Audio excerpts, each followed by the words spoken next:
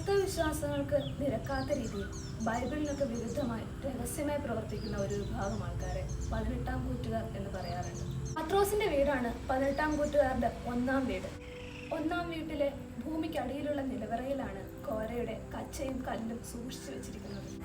കുന്നംകുളത്തെ 18-ാം കൂറ്റുകാർ പെൺകുട്ടികളെ കോരയ്ക്ക് കൊടുക്കുന്നത് ആ നിലവറയിൽ വെച്ചാണ്. പത്രോസിന്റെ രണ്ടാമത്തെ മോളെ കോരയ്ക്ക് കൊടുത്തതിന്റെ പിറ്റേ ദിവസം കാലത്ത് നിലവറ തുറന്നപ്പോൾ പെൺകുട്ടിയുടെ ശവമാണ് കണ്ടത്.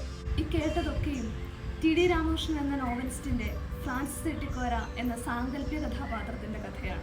കടുത്ത വിമർശനങ്ങളോടുകൂടി മലയാള സാഹിത്യ ലോകം ഏറ്റുവാങ്ങിയ പുസ്തകമാണ് ടി.ഡി. രാമകൃഷ്ണന്റെ ഫ്രാൻസിസ് ഇട്ടിക്കോര. 308 പേജുകളിൽ 30 അധ്യായങ്ങളിലായി 18-ാം കൂറ്റുകാരും ഹൈപ്പേഷ്യയും ഗണിതശാസ്ത്രവും നരമാംസാസ്വാദനവും ചരിത്രവും കാമവും ഒക്കെ ഇടകലർന്ന മികച്ച വായനാനുഭവം ഓരോ വായനക്കാരനെയും ഈ നോവലിൽ കാത്തിരിപ്പുണ്ട്.